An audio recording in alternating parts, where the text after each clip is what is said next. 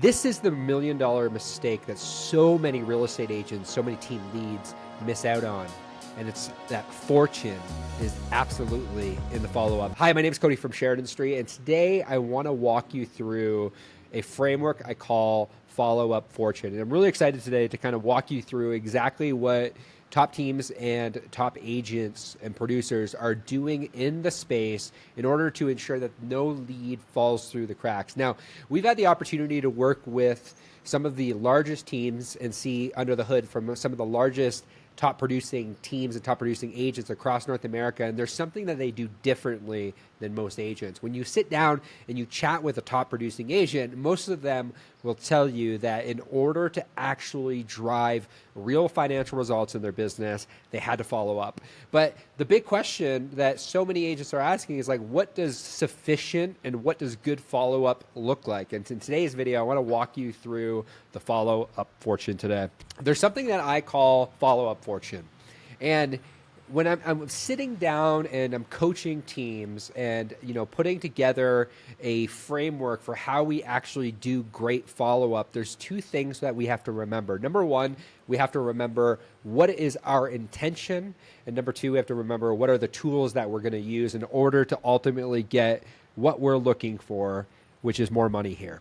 That's ultimately what I'm trying to accomplish today. I'm trying to help you, give you a roadmap. If you're a team lead, you're a top producing agent, like how do we personally follow up with intention? How do we personally follow up with the right tools so that we can ultimately get what we want, which is more money? But before we get into the tactics, before we get into what does good follow-up look like? What does that cadence look like? I think it's really important that we understand the intention. What does good intention look like? And some of these things that I'm going to go through with you today might not be earth-shattering, but it's a reminder that common sense isn't always common practice. And I want to give you a framework to think about how we do good follow-up so we ultimately get what we want, we get more money. So the first thing I think about when I'm thinking about intention, I'm thinking about time block time in the calendar. So what does that mean practically? If you have a lot of white space on your calendar and there's nothing in the calendar where it specifically says, this is where I do my follow-up and these are the 5 things I need to do in order to follow up well, you're not going to follow a systematic process around time blocking. Time blocking to me for follow-up, I would say every day we need to dedicate at least 1 hour. And that 1 hour, all we're going to do is we're just going to follow up with the leads that are in our pipeline. Now, and that's what I'm saying, that's the very minimum. But what does time block time look like? I go to, my CRM, I touch on my SOI, I touch on my leads, I touch on this, and you want to have it broken down so that when you open it up in your calendar, you're like, okay, these are the 5 areas that I would go. And what I would do from a time block perspective even more is I would create a direct link to exactly where you need to go in order to follow up. So you open up your calendar pops up, you have your 1 hour time block, and you essentially have these things written where it's like SOI. I want to be able to click a link and go directly to that link where it's going to take me to exactly where I need to go in order to follow up. The more intention that you set around your time block, the more process that you create around your time block, the faster you'll be able to go, the more conversations you'll be able to have, and the better conversations you'll be able to have because you're going to be focused less on the admin and more on the process of doing. So the first thing around attention is time block time in your calendar. Now, the second thing around attention is are we actually leading with the servant's heart? Meaning what are we doing? What type of notes are we leaving? What's our intention? Are we trying to gather information so that we can actually help people? That's intention.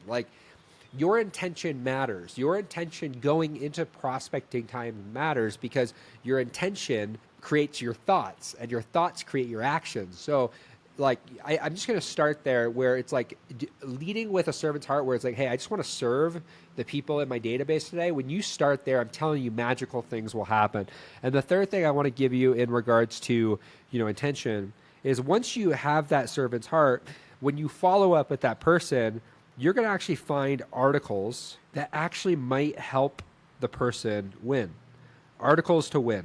And it just allows you to think about things a little bit differently when you're doing your follow-up. Now, something you're probably asking is like, okay, that's great. I time block time on my calendar. I am leading with a servant's heart. I'm finding articles to help people win. What are the tools I use in order to actually make this a practical application? So number one, when we're doing follow-up, the first tool you need to learn how to use is Loom. Loom is one of the most powerful tools that you can use in your real estate business in order to drive real results. Because Loom essentially allows you to, as a platform, allows you to just do a screen recording really quickly. Like say for example, somebody's looking at 123 Sheridan Street, you can actually dig into why 123 Sheridan Street will work so well for them. And you can actually just record a Loom video very similar to how I'm sharing a portion of my screen right now, and you're seeing my screen like it's real. It makes them feel like you've actually reached out to them personally, and they're more obliged in order to respond. So the first tool I would use is Loom. The second tool I would use is just very simple, is voice notes. If you have found that this specific prospect has an iPhone and you have an iPhone, then I would highly encourage you to make sure that you use voice notes and you leverage voice notes as an opportunity in order to build a little bit more camaraderie, a little bit more of a relationship with the potential prospect. Because the cool thing about voice notes is even when you record a voice note and you send it, what ends up happening is they don't feel obliged that they have to respond with a voice note. They can respond with a text message. It's something super simple, but then they hear the emotion, they hear the tonality in your voice, and they're more likely to respond. The third tool that we need to have is we need to have some shape or some way of CRM automation.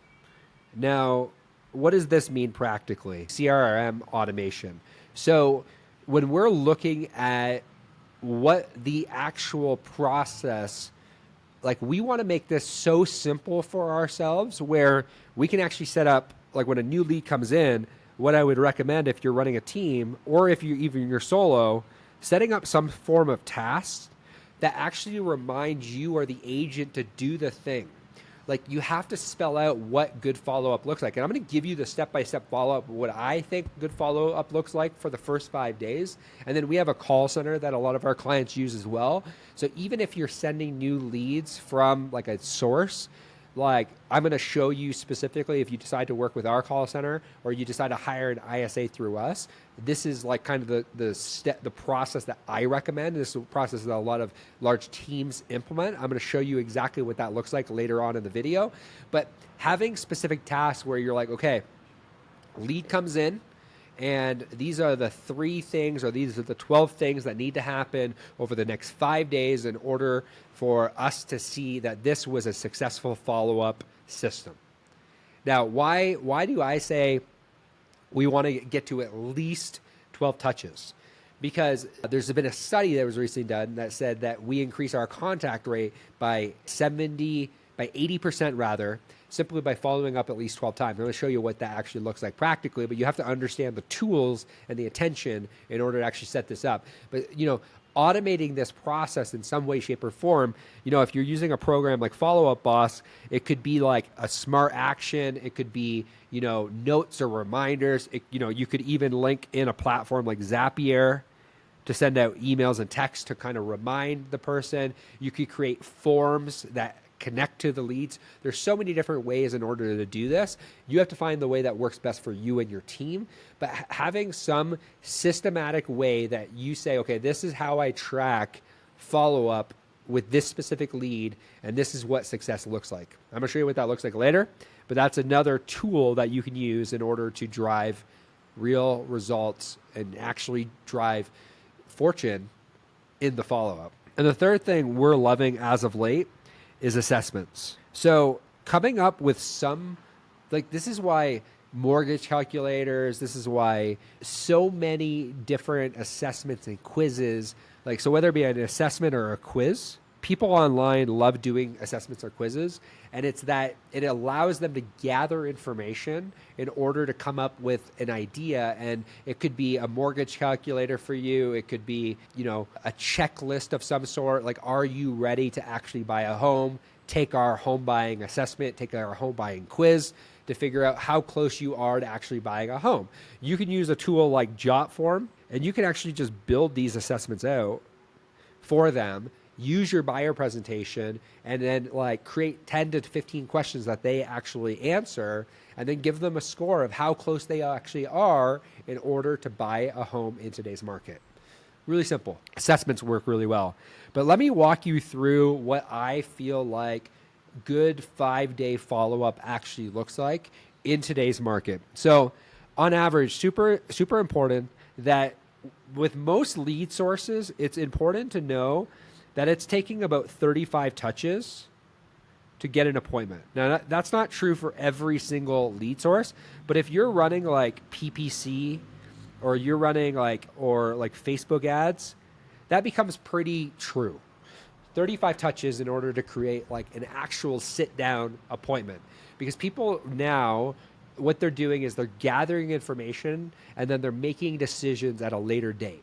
So they're gathering as much information. So the more information, the more knowledge, the more content that you can drop into them, providing value to them on the front end, the higher likelihood that they're actually going to A, book an appointment with you, and then B, when they're ready, the higher likelihood that they're actually going to reach out to you. So day one of follow-up, this is what I say. I say we should be doing a call and a voicemail. We should be sending them a text message, and we should be sending them an email. That's pretty standard. Now, most of us kind of do this, somewhat do this. Some of us in the space, if we're honest with each other, we might be like, okay, we automate this and we send this as a text message. But if you have an agent that you're handing off leads to, you want to have your automated sequences, but you also want to make sure that your agents are reaching out manually. Your agents are actually following up with the lead. So having some sort of form that they fill out that actually attaches to all three of these things, if you're going to send leads to your agents, or if you're the only one taking leads, we got to figure out on day one, how do we at least get one call in, one text in, and one email? But to be truthful, what I would do if I were you on day one is I would actually make your call and voicemail at least 2 to 3 times. We want to call them within 2 to 3 times within the first day. Now, fortune's in the follow-up, so that lead we want to call within 5 minutes. But then we further to that, we want to actually make sure that we're trying to reach them at least 2 to 3 times in the first day. So what does that look like practically? So we call them within the first 5 minutes, and then we call them, so say for example, lead comes in the morning, we call them in the morning, we call them in the afternoon, we call them in the evening. 2 to 3 touches in the first day via phone call, 1 voicemail, so this is only 1 time, and then 2 to 3 calls made within the first day. So if you're giving leads to your agents, if you're taking leads, you need to call them at least 2 to 3 times in the first day. That's day number 1. Day number 2 can be a little bit more chill. Day number 2, a call and a voicemail should be 2 times, morning and evening on day number 2. Email should be a manual email, and this should be a text-based email from you. And if it's from an agent, you want to send it directly from your email so that you know that you're getting actually into the inbox. Because sometimes what can happen, and the reason why we say send a separate email on day 1, sometimes the automated emails don't actually make it through, and therefore you want to figure out, where is this client going to communicate with us? Are they going to communicate with us on email? They're going to communicate with us on call? They're going to communicate with us on voicemail? At the very least, and you can add a text in here if you want, but at the very least, 2 calls and at least 1 email directly from your email. If you want to get stealthy, again, sending out a text here or doing some sort of, I would do like a voice note. I would do a text voice note here, but at the very least, it has to be an email and at least 2 calls. On day 3, all we want to do is we want to take 5 minutes and we want to record a personal loom. Now, what we're going to do in the personal loom, we're going to tackle a few things. So number 1, we're going to tackle, what they came in for. If it's a buyer and they were looking at, for example, 123 Sheridan Street, what you're going to do is you're going to record a loom video, and the backdrop is going to be the MLS, and you're just going to talk about 123 Sheridan Street. And then what you're going to do intentionally is you're going to recommend 2 other properties. If you have their property address, if it's a seller, you're going to record a Loom. You're going to just do a virtual CMA via Loom. So what you're going to do is you're going to record a Loom video saying, hey, we got your information on 123 Sheridan Street, where you live. I see some other homes that have recently sold in the neighborhood. It looks like right now your home on Zillow is, priced at, $799. But based on comps, I would need to kind of come into the home to to see exactly what you've done, to see, again, you want to seed the listing presentation, you want to seed the in-person CMA, but you just do a virtual CMA and you send that off as a personalized Loom video on day 3. So if it's seller, you're focused on virtual CMA. If it's a buyer, you're going to do a virtual MLS, and that's day 3. This should take you no longer than 5 to 10 minutes to record. Day 4, you're going to go back to the call and the voicemail, the text and the email. But oftentimes, if you do this, if you spend the 5 to 10 minutes, people will respond because you took the time out of your day in order to actually do something that no one else in the space is doing. Day number 4, what you're going to do is you're going to go back to 2 times here.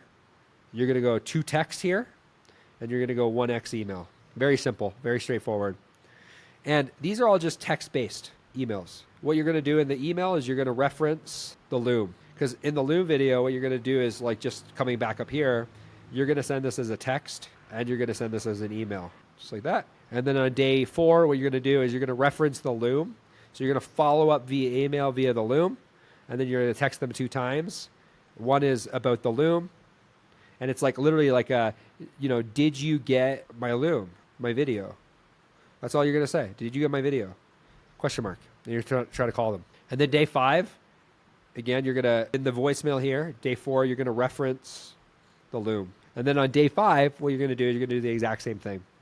You're going to email, you're going to voice note, and then you're going to call. And then you can literally just call them 1 time on day 5.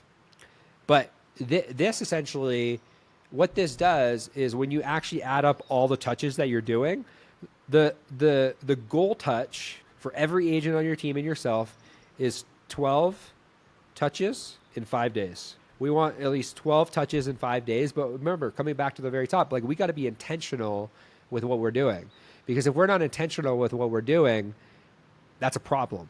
So that's why we're switching up the angles that we're going in until we actually make contact. Now, if we make contact with the person, then again, now you follow your cadence of follow-up. Now, when we get to day 5, this is what happens for a lot of agents, is if you're running a team and you're working directly with Sheridan Street, if your agents do that for 5 days and they don't get response, send it to an ISA, because most likely the agent's not going to follow up much longer than that. It's going to be a stretch to get agents to do this with every lead. This is why I'm more focused around again, I'm more focused around quality over quantity, meaning I want to know more information. So from buyers, I want to know in the ad, how soon. I don't want just name, email, address, and phone number. I want to know how soon they're going to buy. I want to know, price range that they're considered in the ad. Because I would much rather have a $25 lead and do everything above versus a $5 lead and have to sift through that, unless you have an ISA. But that's what I would say. I would say, quality over quantity, unless you already have an ISA. And then with sellers, I want their name, their email address, their phone number. I want their property address. The property address is probably the most important element, because at least I can go right to the Loom video if I need to in order to do the follow-up. But after you go through the 5 days and after you send them back to the ISA, you can have your automated sequences. People do automated sequences and they're fine, but I tend to prefer lifetime nurture. And I'm going to show you why I like lifetime nurture, is because it's contextualized to you and it's contextualized to what's happening in the market today. So I'm gonna walk you through 3 emails, and I have a totally different video on 3 emails and when to send. If you want access to that, just email me at cody@sheridanstreet.io, and I give you access to that training. That it's called Email Marketing That Converts. I'm not going to go through that in this video, but there's 3 emails that everyone should send. This is something that I teach, and something that my friend Sharon Servatza teaches. So the first email everyone should send is called Deal of the Week. And Deal of the Week should go out on Tuesdays. Because all we're trying to do is we're trying to get people to raise their hand. We're trying to give them a reason to raise their hand. If we have a bunch of buyers in our database, we just need to throw more deals and more properties at them so they raise their hand so we can have a conversation. So the deal of the week goes out on Tuesday. We have a video around that, but that goes out on Tuesday. On Thursdays, we send out a Loom video, and the Loom video is like kind of like a market update. And the reason we do it as a Loom video on Thursdays is because it puts you in front of, it puts your face in front of them. Like if we truly believe that we want to be intentional with our follow-up, and if we truly believe that like all conversion happens in great conversations and that like this is a relationship-based business, we'll take the 5 to 10 minutes out of our week in order to record a Loom video so that people actually get to know us. Because there was a stat that was recently put out that really staggered me. They said that over 81% of people go to Google reviews and they go to they try to find some way where they can kind of fact check you, kind of see that like, are you who you say you are? That's actually up 63% year over year. So this is why like them seeing you on camera matters so much. So like Thursday, we call it like kind of like our homeowner, home buyer Loom video. We walk them through what's happening in the market, the homes in the area that, you know, are good deals, homes in the area that are overpriced. Like we actually walk them through, and I have a entire training around that. The third thing that we do is on Saturdays, we use what we call story lesson offer. So this is a story that we tell about something that's happened in the market. And we created this entire GPT around this, but this is our Saturday email. And this is all contextualized to what's actually happened. It takes people behind the scenes so that it's not like every email is like just this automated drip where, you know, they're probably getting the same information from you that they're getting from Joe down the street. That's why I love Lifetime Nurture, because it actually builds a relationship. The Loom video is you. The deal of the week is you. The story lesson offer email that you write is you. It's a story about you. So for example, I give some of our clients an example around how one of the best things they can do is like take, like one of our clients, Molly, wrote a story about how she was in the grocery store the other day and how, you know, no one was actually using the self-checkout, even though the self-checkout was actually available. Everyone wanted to actually go and get service from a cashier. Like, and in certain markets, this might be true. Maybe and then she presents the lesson that even though automation is great, and even though self-service can be great for certain things, for other things, sometimes we want help, we want support. That's just who we are as human beings.